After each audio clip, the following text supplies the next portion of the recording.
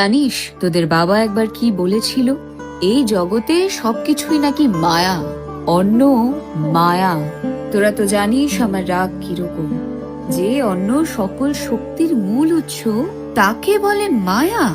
আর তাই একে একে আমি আমার সকল শক্তি এই পৃথিবী থেকে তুলে নিলাম, অন্ন জল সব। এরপর ধীরে ধীরে পৃথিবী শুকিয়ে গেল। মানুষ দেবতা সবাই খিদে কষ্ট পেতে লাগলো। আর আমি মা হয়ে তা কি করে হতে দিতাম বল?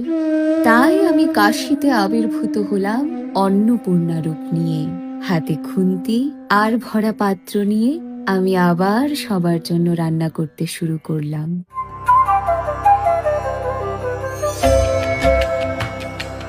তখন তোদের বাবা নিজের ভুল বুঝতে পারলেন। তিনি আমার কাছে এলেন ভিখারির বেশে, আর আমি নিজের হাতে তাকে অন্ন ভিক্ষা দিলাম।